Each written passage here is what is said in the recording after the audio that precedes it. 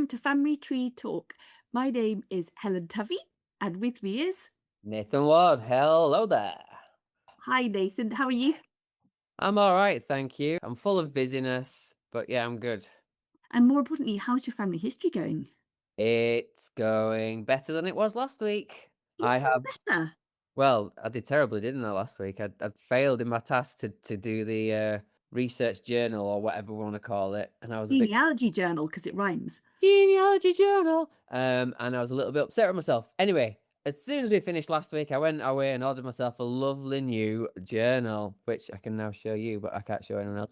Ooh, it's beautiful. So it's a beautiful burgundy colour, which just says history. It's got an elastic band, so if you tuck any little useful things in there, they don't get lost. It's hardback. I've got stationery envy. It's all bad.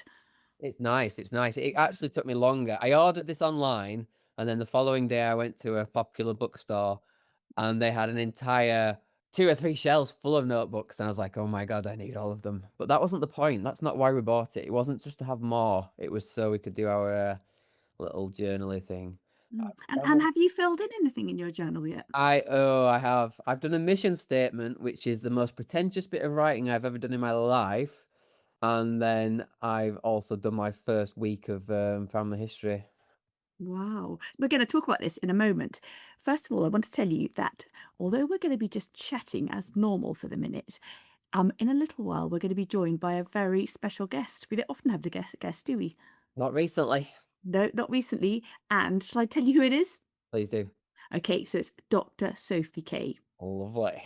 Yeah, very, very cool. So we're going to speak about that later on in the podcast. For the moment, we're going to catch up with Nathan and find out how he's getting on. And I have got a bit of family history news just to do with me, my own little cliffhanger that I want to share with you, Nathan, and anyone who's willing to listen to it. So if there's time for that, I'd love to share that. Anyway, so tell me about your genealogy journal, and are you brave enough to read out this mission statement? I mean, I am, but I don't want anybody to judge me because it's pretentious. It's so pretentious. But I thought I need something that anytime that I'm lost in my ways, don't know what I'm doing, I can refer to this mission statement and be like, that's what I'm here for. That's why I'm doing it. So I needed it to be like a bit more umphy and G me up. Again, I apologize. So, mission statement. This is my family history log. Each week I will report in, not with perfection, but with progress. I am uncovering the lives that came before mine, one detail at a time. This journal is my space to gather what I found, to reflect on what it means, and to decide where to go next. I will capture both discoveries and questions, knowing that each will move me forward. This is more than research, it's connection, understanding, and legacy. And I will keep going. Nathan, Huzzah! that is awesome. That's It's nonsense. It's not nonsense. It literally is like a little distillation of what we're all about when we do our family history. And you've put it there in a few words. We're all going to want to copy those words. If we Oh, copy them, can we put a little statement going, put it in quote marks and put Nathan Ward, 2026? Yes. go for it. I was literally writing it and I thought, right, what I want to happen is in like 3 or 4 generations' time, somebody finds this book in my family and be like, Mm, what was he like? And then they get mm. this really pretentious waffle and I thought, It's oh, not pretentious. It's fantastic. I just love it. I love it because it's precise and it's hard working and it's heartwarming. It's everything. yeah, well, thank you. It's just there to push me forward, basically. Like I said, in case Mm. I forget what I'm doing or what the Mhm. motive for writing this book thing is. Mhm. Mhm. Yeah, so I've only done 1 week's entry. Mhm. And I wasn't sure whether I was just going to write it all in a summary, like one big long summary, Mhm. or what. As it is, I've put it into 4 categories for some reason. So at the top, I've got the date range for the 1 week I'm working on, and then I've broken the page down into mission, discoveries, story, and questions. Oh, so good, Nathan. It's so good. Oh man, I'm such a geek. No, you're brilliant. Go on, keep going. Then tell me I mean, more. literally, I'm going to read this out though. It's working well for me because now me talking on the podcast is actually just me reading this log to you. Brilliant. So my mission was to find the death dates for my for the three remaining two-time great grandparents, starting with Joseph G. Ward. Right. So that was my mission. So I went away to do that, and the discoveries I got from that are that I still don't know his death date. I followed the trail on the 1911 and 1921 censuses. And from that, I discovered that his wife, Mary Ann Blackburn, died in 1916. And on one of the censuses, it said they had a three. Oh, on the 1911 census, I've written it down. What a good lad. On the 1911 census, they had a 3-year-old boy called Clifford. So he lost his mum when he was 8. I was like, Mm. oh, this is really sad. So it created a bit more of a story for me. I then found Clifford on the 1921 census. This is where it gets interesting. This is why I haven't found the death date, because I got lost on this path. I found Clifford on the 1921 census with his dad Joseph, but obviously not his mum. But Joseph had remarried someone called Lena, Lena, is that correctly pronounced? I don't know. Lena Ward, and he was living with her and her kids. So I'd got a new marriage out of this, which I hadn't been looking for, but found because I'd traced a child. So that was quite interesting. Then from that, I found that Lena was also previously married, having obviously had kids. And I found her surname was Hurst, but then her original surname was Reed. So I found her lots of stuff about her past and her parents. She was really clear to find. Like literally, as soon as I'd got her name in, I found stuff about her childhood and her parents, and it just started going back and back. So I started tracing somebody that wasn't really on my direct line, but it was helping me flesh out the story for Clifford, which is cool. Mm. And then, so that was the story part. Oh, the story part is Lena was a Hurst, which I got from the kids' names. I found her wedding certificate. She was born Reed, and I found her parents too. And I also found out that Clifford died in 1926, so he was really young when he died. So and then the questions, which is what I will follow up for this week, were find the death record for Clifford, and obviously still find the death record for Joseph. And in and amongst all that, I found out a reference where Joseph had enlisted, perhaps, in 1886. So that's obviously then involving, is it fold something or other? Well, it might not do, but it could do. Fold 3 is the Mm. ancestry military records. So that has also given me an idea that I'm going to start using tags, because I keep on getting these people that are war related. Mm. So I'm going to tag him with a war notice, and I'm Mm. going to do that with everybody else who appears with a war related paraphernalia. Mm. And then when I've got enough, I'll sign up for it and be like, right, I'll spend a week. But also, before you totally agree with the tags, totally agree with you making a list of everyone related to war stuff and military stuff. But so did you say 1886 that Oh, yes. yes. So I think what you need to be really clear before you go signing up for anything is just check which country this person is serving in.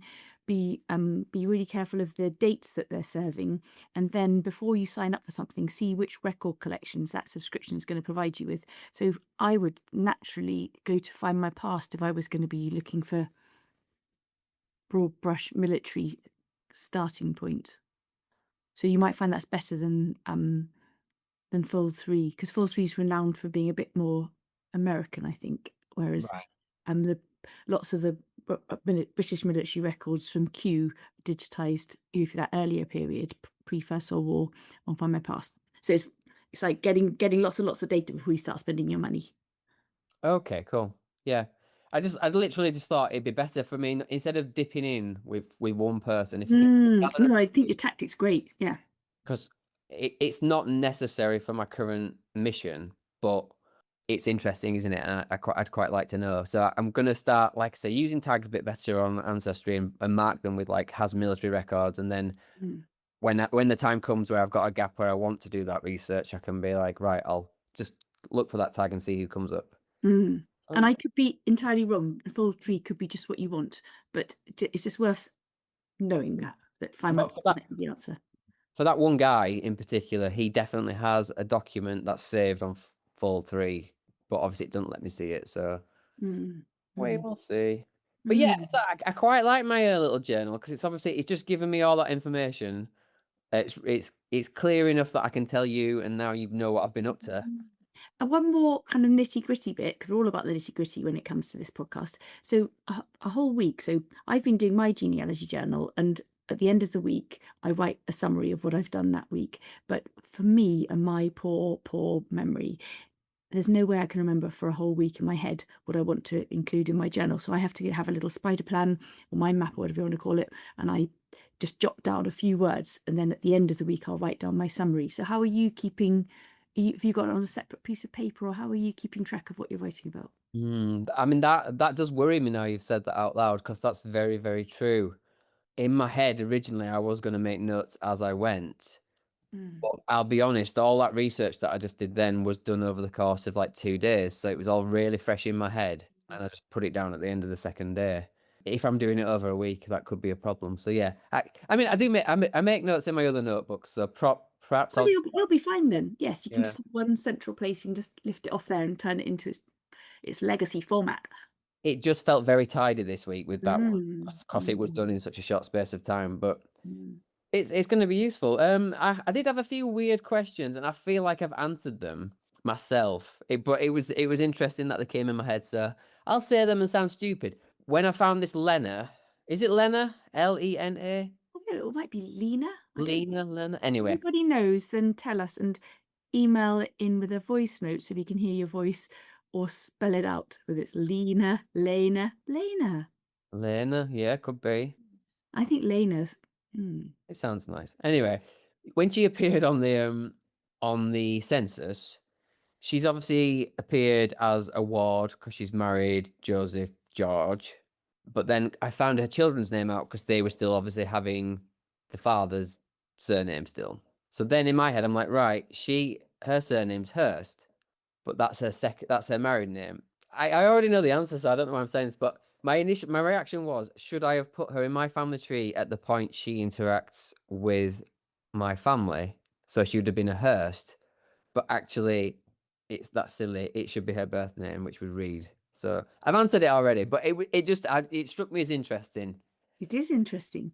I know it's stupid, but It's not stupid, but also it's the thing that when we find something, it's a bit of evidence, isn't it? And then a subsequent piece of evidence might overturn that. So, for instance, let's say you didn't know she'd had a previous name before Hurst, you might enter her as Hurst, and then all of us need to kind of keep flexible minded enough that when we do get further information, we're not so like bound with the previous facts we found. We can go, hey, I thought that was her maiden name, but it turns out it's not. She was married before, and so I'm going to change it to her married name, or her maiden name. Sorry. And also, if you found her and you know she's got kids, and you're probably hazarding a guess that Hurst isn't her maiden name, but if that's the only name you've got so far, I think that's perfectly reasonable to enter that in her surname slot.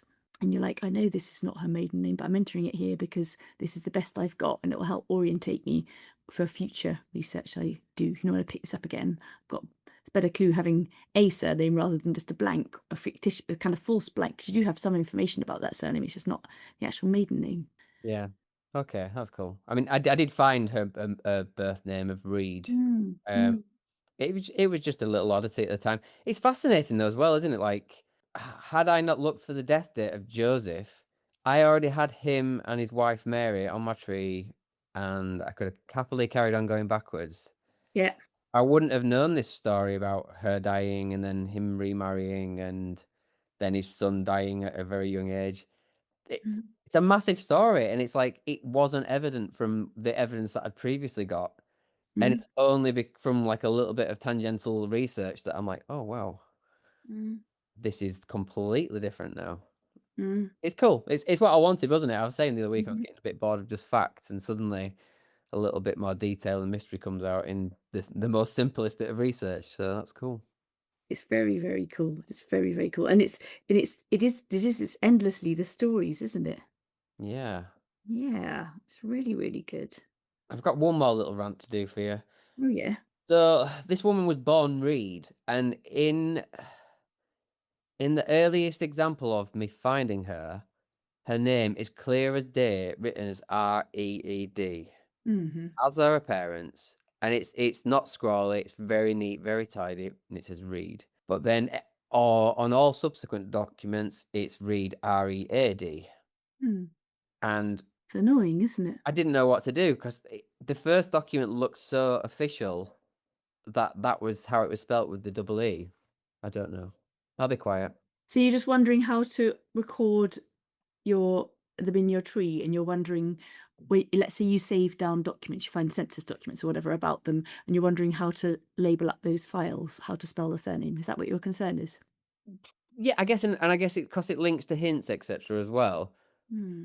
If a surname is actually Reed and I put it as Read, then Hmm. maybe I'm getting other people.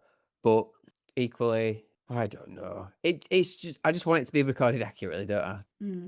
It's just interesting that it changes so quickly in my mind. Well, obviously, I say quickly. I'm looking at a bunch of Within documents. one person's lifetime, they can't even be consistent within their own life. Is that what you mean? Yeah, it's just so. Yeah, I think I need to just be quiet. It's just so solid in the way that her name was Reed. It was like this is correct. So if I record it as Reed, but then all subsequent documents are Read, am I going to confuse myself by not recording both names on her entry if I come back to it at a later date, for example? Or do I need to just rely on the fact that I'm sensible enough to know that Reed could be spelled differently? So I think having some sort of record so that you don't confuse yourself in the future is a good idea. So things you could do, you could add into the notes about that there's the alternate surnames. When you download copies of census documents and any other documents that you find about them, when you put them in your folder and you're labeling up the file name, you could either just say, right, I'm going to use for the file name, I'm going to spell it exactly as it's spelled in that document. And those two spellings aren't so far away that they're going to misfile dramatically. You're going to be able to see when you open up your folder of documents, you're going to see them filed fairly close to each other. You could even include a tag which is called read with the two different spellings. So you tag everyone who's a potential victim of the spelling mistake. And Mary Evans, who's a really organised researcher, she says she just plumps for one spelling when she's copying down all her file names. So even if the files, so that then she's not overcomplicating it herself, just plump for one thing. And it might be that you want to change it subsequently to something else. But it's a small detail, isn't it? Mhm. It is, but I'm glad you've said that. It makes me feel less silly. No, It's it's not silly. It's really it's frustrating and niggly, and there isn't a perfect solution. So I would do the read tag because then it makes you easy. Because half the thing is with family history is we're finding so much information and we have a slightly worried feeling at the back of our mind that we might not be able to find something in the future. And it's a waste of time looking for things, spending unnecessarily long looking for things, isn't it? it is, and obviously there's a potential of there being somebody else with the Reed surname Mm. in that way, and it's Mm. actually not her. Um, Mm. And oh, with Ancestry, you'll have noticed this, you can, I think you can record an alternate name, can't yes, you? So you yes, can do that as well. So good then call. that hopefully won't mislead anyone else who's looking at your tree and won't cause you to get wrong hints. It will keep the kind of funnel open to both possibilities. Yes, that sounds fab. Hmm. Cool. So that's largely my research done for the last week. Well, Nathan, if me and anyone listening to the podcast was here in a room with you, we'd all be going, clapping our hands really, really loud. I just love your genealogy journal. I love your subcategories in it. I love your massive sweeping statement at the start of it to set the scene. I love it all. Embarrassing. Mm. Can I just check? Do you fill it in using our favourite pen, I the do Ball indeed, yes. 0.7? The V-Ball 0.7 by Excellent. Pilot. It's excellent. Yes. Such a smooth write. We're not sponsored by this pen, we just love it. We're not, we just love it, and it's available in all good supermarkets. Hmm. Yes, and I think it makes you think better because you're doing your best handwriting. It brings out the best in you, doesn't it? Yeah, there's just something creative about this pen. I don't know what it is. Anyway, I lost mine for a while, and my notes deteriorated drastically. oh man. I Yeah, don't think I'd been able to carry on. yes. Well, was it getting like that?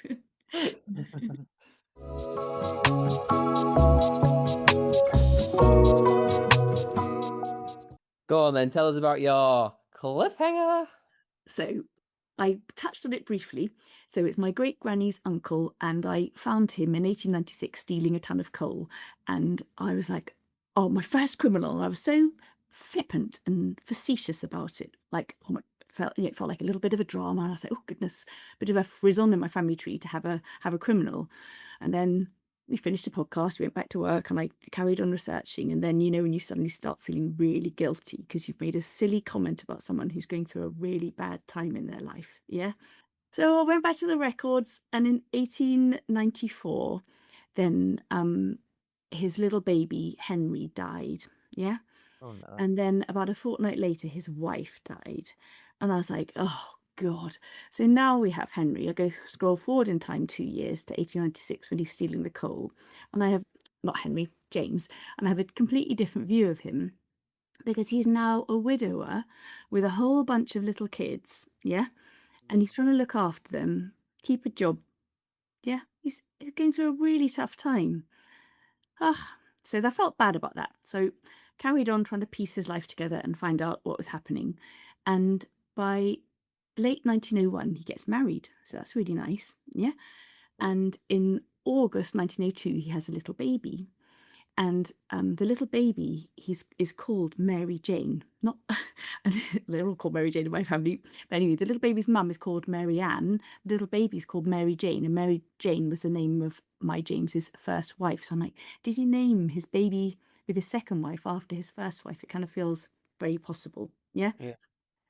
So he has a little baby, and then I was just rummaging around trying to build it forward. So now we're getting into quite distant territory because this is my great granny's uncle's second wife's baby. Yeah, so it's a half relationship to me. So on the scheme of DNA things, I'm like, okay, we are getting into the weeds a little bit because this great granny's uncle's second wife's baby is the same generation as my great granny, but it's a half to me. That it was my great granny. They're both so their shared ancestor is their granny. So it's my shared ancestor with any of their future DNA descendants. So if I scroll forward to this little baby's great grandchildren, I think I worked it out that me and this little baby's great grandchildren would be half fourth cousins. So I'm like, okay, we're right out on the edges of whether autosomal DNA could actually help me. Yeah. Because by the time you get to your fourth cousins, you're going to not match most of them. And by the time you get to a half fourth cousin, I'm guessing, I don't know about half fourth cousins, is going to be even less likely. Anyway, I had to find out about her because I was trying to find out about my poor widower, um, great great uncle or whatever. Yeah. So I found the little baby, and she's traveling to America, aged 3. Neither of her parents are there, and she's traveling with a 21-year-old whose surname is Gary, Bridget Gary. And I was like, I knew that the little baby's mum's maiden name was Gary. So 3-year-old little baby is baby Mary Jane is traveling with a 21-year-old auntie to America. They're going to go and stay with the 3-year-old baby's mother. So I'm like, what's happened here? And the 3-year-old baby's father has paid for the trip. So to me, I'm like, I've got so many questions. So the mother has clearly left sometime between 1902 and 1905. She's left her baby in the care of her little sister and gone to America. The dad is paying for the trip, but the record doesn't say that the baby's going to have parents. He says the record strictly says she's going just to her mother. So I'm like, has their relationship broken down? Like, I'm just like, oh, I'm all over the place. It literally feels like a soap opera, and I'm waiting for the next episode. Wow, that's a lot of information as well. I'm quite impressed how you've actually managed to piece all that together. Well, it's not to my credit at all. It's this incredible American passenger lists All right. giving loads and loads of clues all in one go. Oh, it's just traumatic though, isn't it? It changes the context of everything. One document can just ruin or totally, Upend. yeah, upend everything you're thinking. Mm, mm. So I'm still in pursuit of that. And so in my genealogy journal, let me find it, which is not at all beautiful like yours. Mine is a grey paperback one. Also, I've written at the front my genealogy journal. And yes, so I'm the opposite of you, Nathan. I've just written why. So my version of your fantastic, enviable mission statement is to keep a diary of my genealogy rated things each week. Yeah, that's it. It's to the point. It's exact. It's not pretentious. I like it. But it's not very, like Henry V when they're going into battle and getting everyone's blood up to get them to work on the project. It's not very like that. It's a bit prosaic and boring. Hot saber rattling It's not saber rattling, not at all. Anyway, so I have been keeping it. I have been having fun. Why am I looking here even? This is what the because head's like. I've forgotten why I was looking in it. you were telling us about your coal dude. My cold dude. I think I finished with the cold dude. Yes. Sorry about that. Complete brain crash. This is why I need to write everything down. Much like me. You This is exactly why you need to write it down without any delay. just about life in general. Do you know what? I think we're going to have to stop our waffle in a moment. But before we do, I've got some news for you, which I think is it's it's exciting because it shows what's possible, but it might make you a little bit jealous. I'm already feeling what this is gonna be. So yeah, go on, go for it. Okay, so we have a lovely podcast listener called Neil. And if anyone has been listening to more than one episode of the podcast, they know that Nathan and I sometimes talk about our ancestry tree scores. We know that Nathan is annoyingly hovering at 9.9, and he's just waiting to push himself over the finish line to get to the elite score. Yeah. And guess what Neil's done?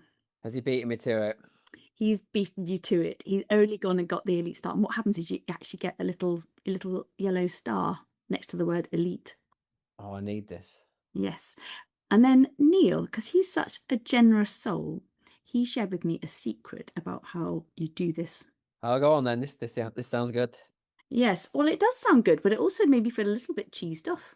Okay. Yeah. So he said that he wrote into us a while ago, and what he did was, so to scroll back, so with Ancestry, you pay for your Ancestry subscription. You can also pay for this thing called Pro Tools, and it will give you some extra tools and functions for working on your family history when you're using Ancestry. You have to have it in conjunction with a normal, with some sort of other paid Ancestry membership. You can't just have the Pro Tools by themselves. So Pro Tools cost $7.99 a month. You pay it month by month, so you could pay for 1 month, and then you can cancel it again, and then 6 months later or a year later, or some people have it all the time because it's really, really good for DNA. But we'll go into that now. Anyway, so he got Pro Tools for a month. He downloaded all the, because it gives you it tells you all your mistakes, millions and millions of mistakes. And he had 3,000 people on his tree, so he did have a lot of duplicates. He worked through all his duplicates super methodically, got rid of them all, checked in with his ancestry tree, and he had got his elite score because he had solved all the problems. Yeah, Nice. nice. Because he is a wise chap like us, he then stopped his Pro Tools subscription because he didn't want to just be paying $7.99 a month if he wasn't going to be actually using those Pro Tools. And I completely think it's a great idea to do that, because you could get a bottle of wine, or if you're like Nathan, that won't afford you a bottle of wine, but if you're like me, it would do. But anyway, But anyway, back to Neil. So then he carried on doing his family history, checked on his tree score, and his tree score had slipped from elite back down to 9.9, and all those duplicates had come back in again. So this is where it's a bit swizzy, because if Okay. you don't have Pro Tools on, then it's almost, his experience was that the duplicates somehow reactivated themselves, and his, having identified that they weren't in fact duplicates, they were just ancestors with similar names, the algorithm, reports to you that they are seemingly duplicates, and so then that demoted his tree score to 9.9. So then he is now faced with the predicament. If he wants to keep a consistent elite score, he's going to have to keep with his Pro Tools subscription of $7.99 a month. But he decided, I asked him about it, and he said, no, he's not going to do that. He's just going to know that he's done due diligence. He's assessed every potential problem that has been flagged up to him, and they aren't problems, and he's not going to pay his money. But that's interesting. So the relevance to you, Nathan, is if you were willing to pay 1 month's of Pro Tools subscription, go through all those duplicates, and I think that could budge you over to Elite. Yeah. I think it's definitely worth a shot. Mm. I don't like what you're saying though about the whole. It's almost like pay to win, almost, isn't it? There, if you have to be subscribed for it to actually still register.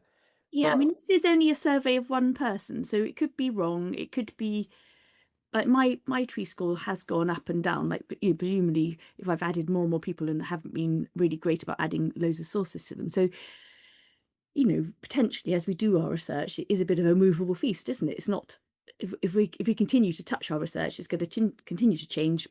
So we could have made, he could have, excuse me, Neil, but I mean, you could have made a mistake about this. So we need to be clear, it is just one person's experience. But Neil's a very careful researcher, and it's all seemed to check out what he said. yeah, no, that sounds good. I mean, Mm. I think for me, I'm teetering between 9.9 and 9.8. So as I add more people, it'll drop, and then I'll do a few little bits, and it goes up quite quickly. But it would be awesome to reach elite. I'm not gonna lie, I'd love that. Mm. it doesn't matter at the end of the day, does it? Like what you're saying about Neil, should he stay with Pro Tools just to get the elite? For that 0.1, it's not worth it, is it really? It's Mm, good that he's done it, it's brilliant, but mm, mm, just knowing yourself, as opposed to mm. saying, I'll pay 7.99 every month just so I can know this. Get a gold star. It's a very expensive gold star, isn't it? It is, yeah. But I mean, great to get it once at least, Mm, definitely. mm, mm. So maybe I'll try that. When I've got a bit of a gap in my research, I'll be like, right, I'll spend a month tidying. Although it shouldn't take me a month, should it? Because I've got less people on my tree than Neil. So maybe that'll be quite a good little task. Mm. And Neil did make another very good point. So one of the things which encourages people's tree score to be good is that you have sources attached to all of your people and sources for all of the facts. You don't have kind of unverified information there. But because you attached a source to something, it could all be mumbo jumbo. You could have, it doesn't necessarily mean you could accidentally attach your shopping list to a birth detail, and the computer will think you've got a fact. You've got a source attached, couldn't you? Yeah. That sounds like a good hack, actually. I'm going to go do that. Yeah. I am not going to go do that. Mm. So it's lots of things, as ever. It's to get it right. Goodness, we try hard. I don't think is it probably a good job. People who don't do family history don't know how hard we try. Otherwise, they'd never want to get into it. Well, once it gets you hooked, that's it, though, isn't it? Mm, mm. It all becomes important. Anyway, speaking of very, very high standards and excellent research skills, shall we now talk to our very special guest? Let's do it. Okay.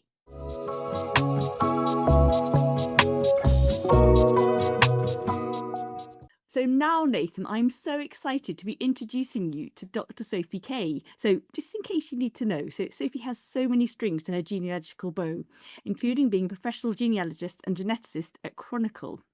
And what this means in the course of her working day, sometimes she's literally up to her elbows in the archives, wading through those famous dusty documents. And at other times, she's working on DNA projects for clients. So it's literally everything. You can't believe the sort of things that Sophie has to get up to working as a professional genealogist.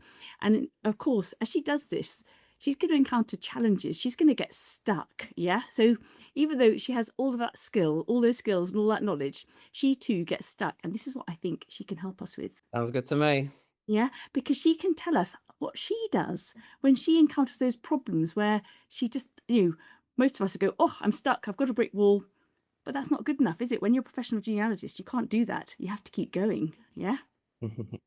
So, Sophie, we're really, really hoping you can help us because, brick walls are kind of, well, they're something we all have, aren't they, Nathan?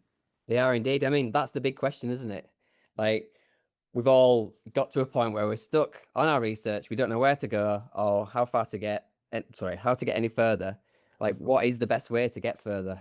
Yeah, and I think it's that feeling, isn't it, that when, as you say, when you hit a brick wall, there's so many things going around our head because often, I think we've all seen it, the longer anyone does family history for, the more and more documents and evidence and items and thoughts and notes we accumulate. And getting to a point where we feel like we are a little bit stuck and don't know where to go next, even knowing where to start with that is potentially quite a big brick wall to tackle, isn't it? To sort of say, well, I mean, do either of you have particular things you do at the moment you think, like, how do you know when you're stuck? I guess for me, I've got I've got a very rigid routine where I use the censuses and I write a list of the people in the censuses and then try and match them up. So I'll take like, I don't know, George Joseph, for example, I'll take him and I'll be looking for him to appear in every census and I'll make a note of where he appears, who he appears with, and try and keep it as methodical as I can. But I know I am looking in a limited pool in that respect because as soon as I leave that pool, I can't find him in the census. I start panicking. It's like, where do I go next? Oh, that makes so much sense. I think there's a lot of what you've described there, Nathan, that are very much for me the building blocks of how we problem solve. Because you talked about how you like to sort of systematize what you have, find order amongst all of that vast amount of information that you've already got, and then start to work out what you have looked at and haven't looked at. It sounds like your list process is, for you personally, that's what it's achieving. It's giving you order, it's giving you structure, and it's giving you a sense of what you've already got. And that can start to help you define what you might not have looked at and where the unknowns are in your problem. Is that sort of how it feels? Yeah, definitely. I feel like I want to create a timeline for each person. And obviously the census helps you it gives you obviously 10-year blocks, so you can get a little bit in between, but then it's right, well, what's going on in between all those gaps? And it's how to find that. Oh, absolutely. I love it when people mention research gaps because I always like to talk about fleshing out the narrative because I know that for most of us as family historians, we didn't come to this to just get a list of names and dates and places. We want a nice fleshed out narrative that feels like we're capturing as much of that story as possible. And I think in terms of our research, when we can, as you say, timeline, for example, I love timelines. Timelines are a great way of visualizing what we've got, but also opening our eyes to what we don't have yet. And I tend to find if I timeline, once I've got all of my evidence chronologically ordered and it's a nice timeline, whatever way you want to do it, I think anyone stepping into timelining has to know that there's so many ways we can go about it. If you love doing it on computer, by all means, go for it. If, like me, actually, even though I do loads of things by computer and I love doing things digitally, when it comes to timelines, I get a giant pad of paper and draw it out by hand on this huge pad of paper. Um, as soon as I've done that, I then start looking at what the gaps are. So I was so glad you mentioned that because the gaps invite us to ask questions about what are the limits of our own knowledge at the moment? What haven't we looked at? And as we grow as researchers as well, the ability to look at those gaps and say, okay, what might be in those gaps? What record sets might there be out there that I simply haven't even realized are there yet that I can go and explore? And maybe those might complement what I've already got. They might help me problem solve in different ways, and they might help me populate some of those gaps in the timeline. So, yes, I think actually what you've hit on there, Nathan, for me is one of the key elements of problem solving, which is finding a way to visualize what we already know in a way that speaks to us personally. And I think the way we visualize our evidence in an effective way might look different for each researcher. Yeah, definitely, I agree. For me, it is just that because it's such a big gap, the 10-year chunk, Mm, mm. you don't know what's going on. And I was speaking to Helen earlier, and I've got an example where I've got a family where the mother dies. I can't remember how I found out she dies, but I couldn't trace the husband naturally on the census. So I followed the son. And when I found the son, who was a 3-year-old on the previous census, the son was with the father, but the father had remarried. And it's opened up an entirely new avenue and a completely different story to what I actually had on paper before. So it's really cool to see. Oh, that is exciting. And what you've effectively done there from the sound of it, Nathan, is used a technique that's known as hasping, which is where we don't just follow one individual. You actually say who are the people in the wider domestic unit or some other people that this individual I'm interested in might have a connection to. And by identifying where they are, sometimes we can reclaim the person that we've been finding it so difficult to unearth. So yeah, I think sometimes we can be using some of these techniques without even realizing it as well. Yeah, it's really exciting as well because like I literally thought this guy was lost. I'm not going to find him, and then you feel so proud of yourself, don't you? When you're like, oh, I've got back on track now. Oh, the breakthroughs make the effort of tackling a brick wall absolutely worthwhile. I think it's sort of that thrill of the chase and then seeing you, as you described it, the research opening up into an avenue you might not have foreseen, and then suddenly having that moment of realization of, oh, there's a whole dimension to this story that I hadn't conceived of before, and now I've got the evidence of it. Let's explore it further. We love new finds, I think, for the potential that they hold.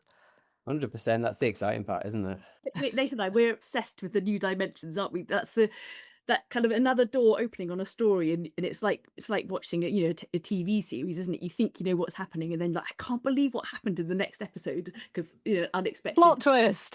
Yeah, it's a plot twist, and it happens the whole time with us. Every week, the tiniest detail can kind of result in a plot twist.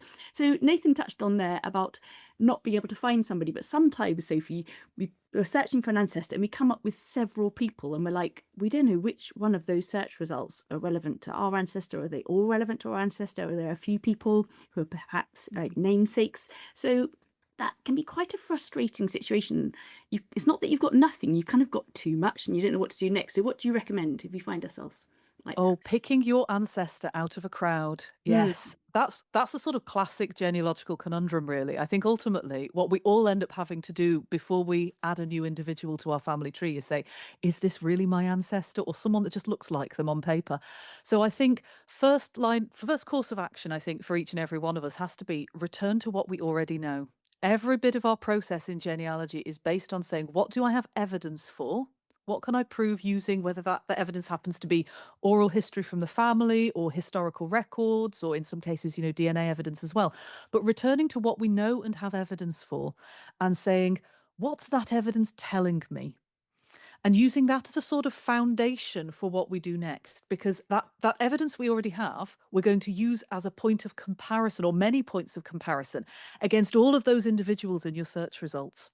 So start by going back to what you already know. And I think sometimes that can help ground us, because when you're faced with potentially, a list of maybe, let's say 10, 20, maybe even more namesakes, and you're thinking, well, which one of these is my person, or are none of them the person I'm looking for? So going back to your evidence, make sure you've got a firm foundation of evidence to compare against, and then start systematically working through those individuals in your search results and comparing them against what you've already got.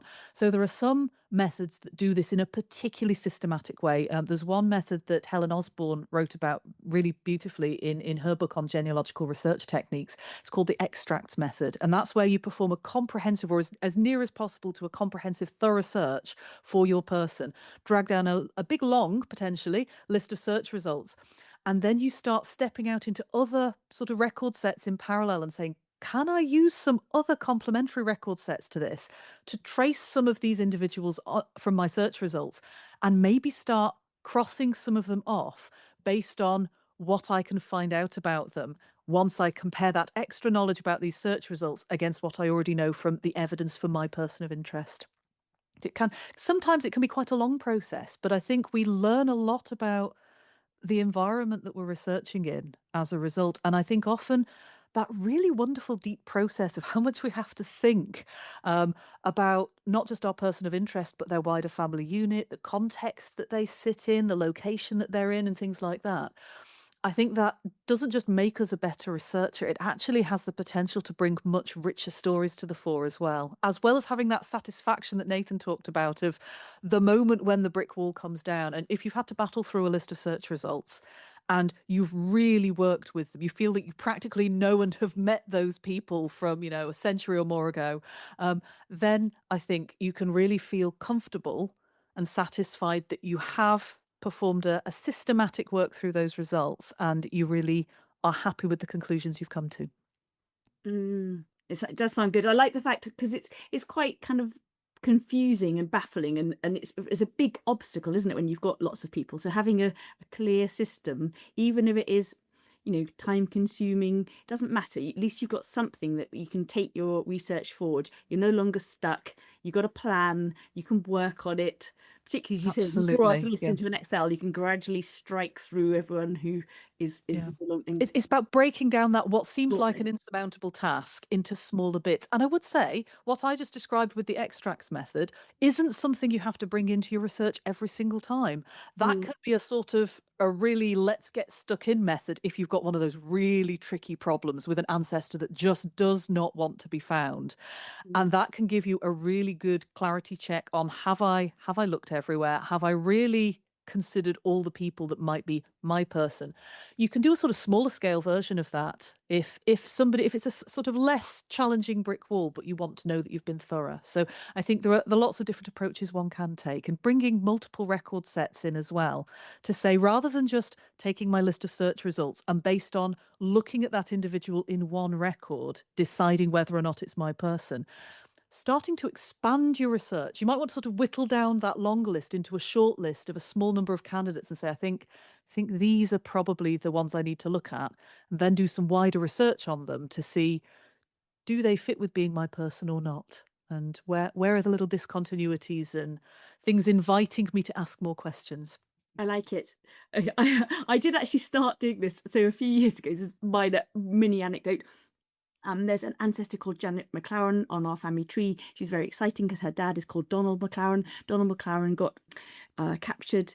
He was a Jacobite, and he was on the wagon going off to go and get tried, and he jumped off the wagon down the cliff into the mist and was never seen again. Okay, and so we have this ancestor, Janet McLaren, who fits the right time frame. And on 1,000,001 trees on Ancestry, there's Janet McLaren with her dad, Captain Donald McLaren, and she's born in Balquhidder in 1783 or something. I think that's right. Yeah. And anyway, but there's no evidence that that we do have a Janet McLaren, and we have her. You can trace her children, trace her marriage, but getting back beyond that, I haven't managed to do this.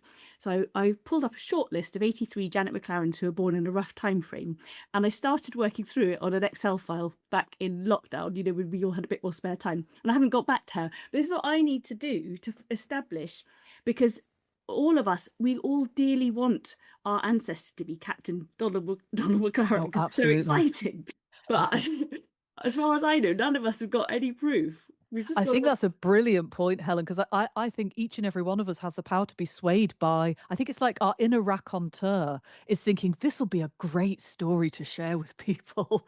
And I think it's understandable when we see a sort of very tempting potential ancestor there can understandably be the feeling, as you said, of, surely, please let this be the person, because it'd be really exciting to have them in the family tree.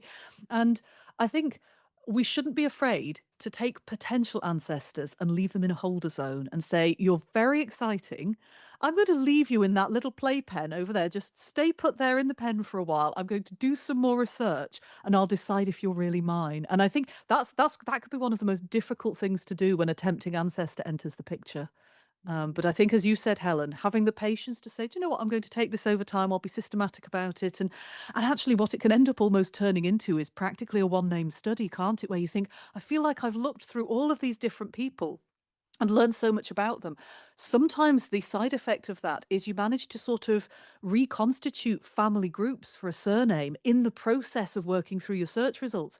And sometimes that can unlock other parts of your research where you might go, oh, well, maybe I've not necessarily found my ancestor, but possibly I've found a collateral branch of the family and I've worked out how they all relate to each other. So sometimes there can be unexpected benefits of that thorough approach as well. Mm. That's a really cool story as well, Helen. We need to know more about that one. It's I such need a to know cool how it story. ends, It might yes. be entirely irrelevant to mine. So the story's cool. He's cool. It's just like, is he ours? Right. A bit like my bandit guy from Australia. Mm-hmm. Again, he was somebody tempted me with a bandit from Australia that might have been related to me. It's like, probably not, but it sounds cool. Would you say that there's a good reason to learn about location then when it comes to doing your family research? Oh, always. One of the things I'm a great fan of saying in my talks, I think you could make a good case for context being the most important word in genealogy, Right. because I think it's not only about understanding the physical environment that our ancestors lived in. It's about going back to those building blocks of our family tree, the historical records that we're working with. If we're really going to understand the information that's on those records, we do actually need to understand the provenance of the record. Who created it? Why? Where were they at the time? And how does that local context or regional or even national context influence what's actually going into that record and how we need to interpret it? So I would say, yeah, context, so important. And as a result, a lot of location studies and beautiful historical maps.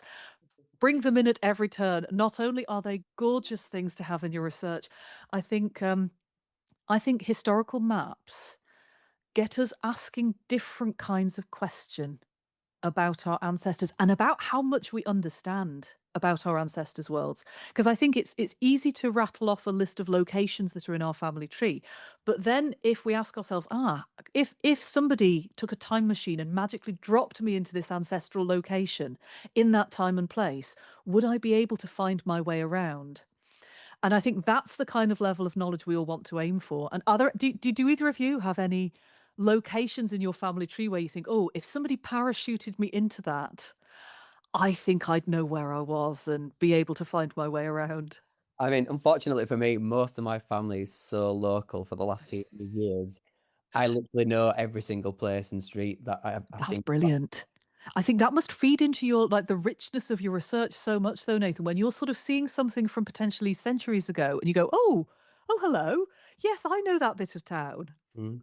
It does, because I'm like, oh, I was there last week. But equally, I crave the excitement of different locations. But again, I guess what you were saying, looking at the context of the location, everybody in my tree is coming to Yorkshire, so there's a reason for that, isn't there? And it's like obviously a bit of research, it's industry, etc., and jobs. But As you say, it's, that idea of that you just mentioned of context and location, it can help us understand the sort of socioeconomic dynamics of an area. Why were people employed in certain lines of work in that place?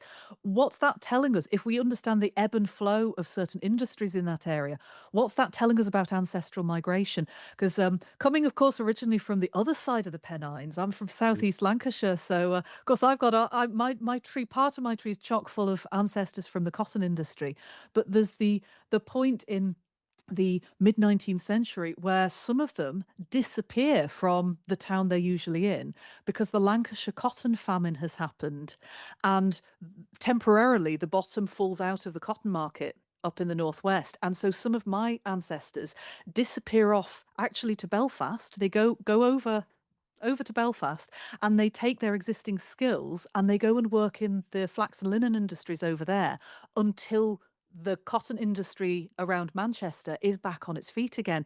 So I think, as you said, understanding the local context and how that feeds into industries and occupations can also tell us about ancestral migration.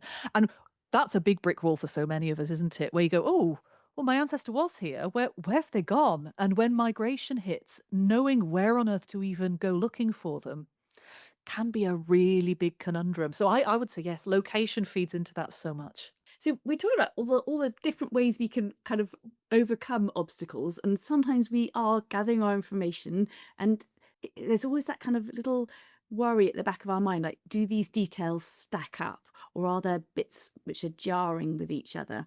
So, Sophie, how do we deal with that? How do we kind of, we don't want to overlook the things which are jarring. How do we've got our set of facts, how do we know what to kind of pick and choose that are true and which ones are to be wary of? What do we Oh, do? I love that. I love that question, Helen. I think that really cuts to the heart of what a lot of us have to do when we're solving any problem, actually, in genealogy, but particularly the difficult problems, that idea of evidence conflicts.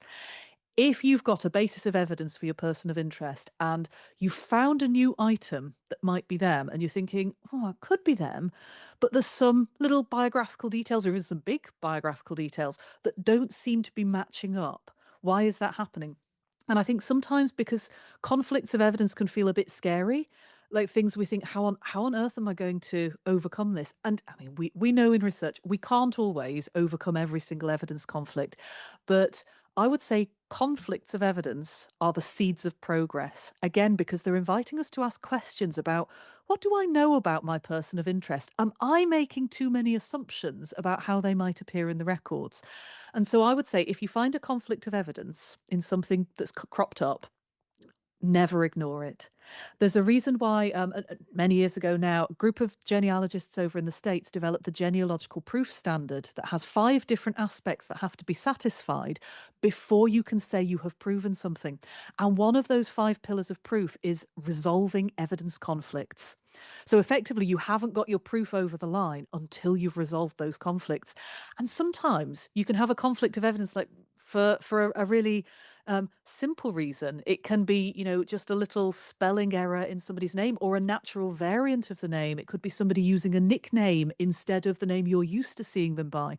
Sometimes that evidence conflict could be speaking to a part of your ancestor's story that you simply don't know about yet.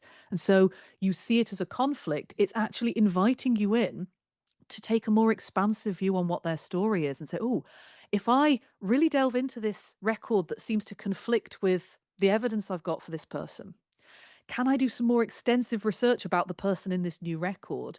And maybe that will either cast up new information that helps me resolve the conflict, or it might give me new information that says, oh, I can see this person isn't actually the one I'm looking for now.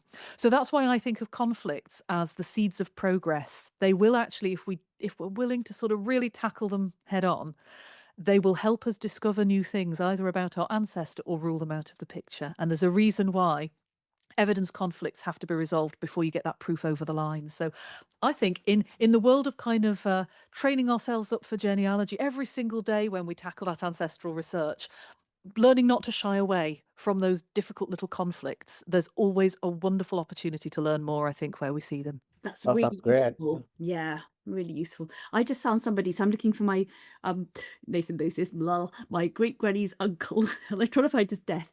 And the only possible entry I can find in the Irish death records is for a 60-year-old confectioner in the north of Ireland in about 1910. So that sounds. Why should I be worried about this? The reason I'm worried about it is because the last time I find him, or the second last time I find him, he's nicked a ton of coal, and so I'm just like, ooh, he's had quite a kind of turnaround in those 15-year period. He's gone from coal thief to marrying to potentially we don't know where his wife and child are, and then is he really ending his days as a confectioner? I mean, that sounds very nice. I hope it is him, because that's a lovely ending to his life, but it's not looking plausible at the moment. It's looking like a conflict with a big capital C. I love that though, Helen, because as you say, you've really hit on that. That's a very obvious conflict, isn't it? For all the reasons you've described, it could be somebody who's effectively ended their days as a sort of, if you will, reformed character. Do you think that's fair to say?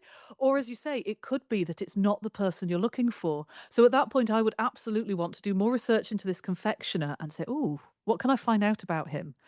What record sets do I have that might help me tap into that particular person? And you say there's migration. If this person is the one that you're looking for, there's also migration involved. Is that Mm. right? Mm. And so looking at the logistics of that, there's a wonderful part of the CAMPOP website. It's the Cambridge Institute for the Study of Population, I think. They've got so many wonderful resources, including an interactive map that allows you to plot different points in the country, and it will tell you at different points in time how long it would take to move between those points, and even plot a route for you based on whether it's a railway journey, whether you're using turnpike roads, whether you're going on just regular horseback, whether you're going on foot in different eras. So that's also a great tool that you can use to see, is this migration story I've got in my head for this possible ancestor, is it even viable? So that's a great way to sort of That sounds cross-check really fun. whether or not you think it's actually really, really them, alongside, of course, wider genealogical research into the person of interest. Mm. So thanks, Sophie. We've talked about so many different possible ways to stop feeling stuck and to get started again, different techniques we can weave together. So when you do your research, do you have a kind of clear set of steps, or do you've kind of got your toolbox, and then when you get stuck, you look in the toolbox and think, what tools am I going to use? How do you go about it? Oh, I would say it's the toolbox analogy, Helen, because I would say, we can all have lots of wonderful genealogical techniques to apply to those really tricky brick wall problems. We've talked about various ones in this conversation, haven't we? But I don't think any of us should ever expect that a particular genealogical method or tool should be applicable to every single research scenario. So I would absolutely encourage everyone to, explore lots of different techniques, see which ones particularly sit well with you, and then understand the best places in which to use those in your research. So there are certain techniques that might work really, really well if you've got an abundance of record sets to work with and you can do lots of detailed, extensive searches. And you might find that there are other methods where, if you don't have abundant resources, you simply won't be able to apply that method in a really rigorous way. So I would say choosing the best course of action is really important. If I've got a particular research problem and it's a brick wall, I will step back, and as well as saying, what evidence do I already have? I'll say, what is the time and place of this particular research problem? What's that telling me about the resources I have available to help me tackle it? Which record sets are available and workable? What can I access? What can I work through? And how reliable are those particular resources? And from there, I will then choose a particular method of tackling the research problem, depending on what I think is best for that particular time and place. And then I know I'm using a nice, robust method that's going to most likely stand the best chance of success.